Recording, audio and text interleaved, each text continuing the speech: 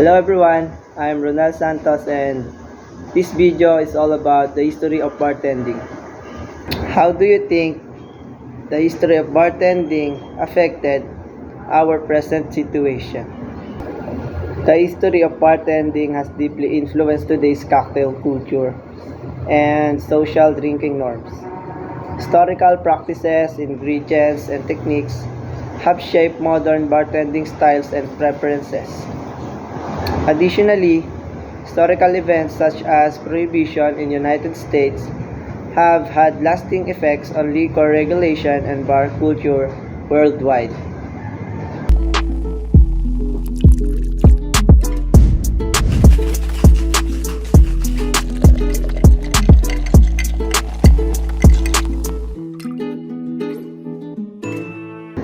Who is the first bartender in the world?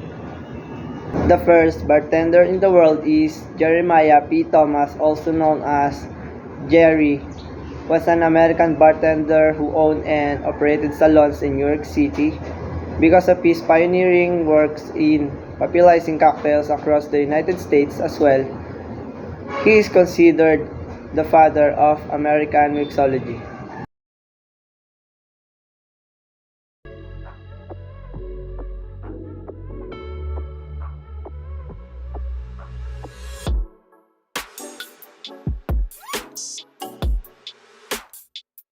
Which countries are pretty active in bartending? Bartending is globally appreciated skills, with many countries showcasing vibrant bar scenes and cocktail cultures. Countries known for their active bartending scenes include the United States, United Kingdom, Japan, Spain, Italy, Brazil, and Australia. Among others, each country often contributes unique ingredients, techniques, and style to the global bartending.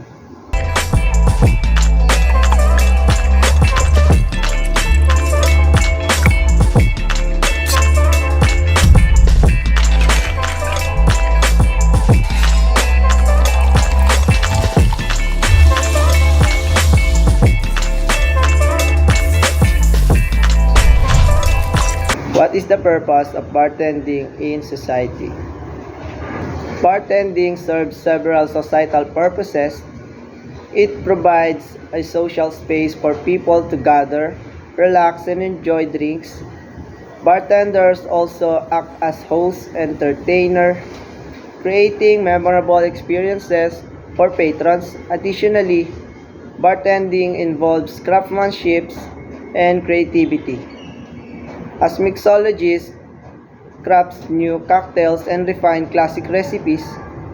Bartenders also play a role in promoting responsible and ensuring the safety and well-being of patrons.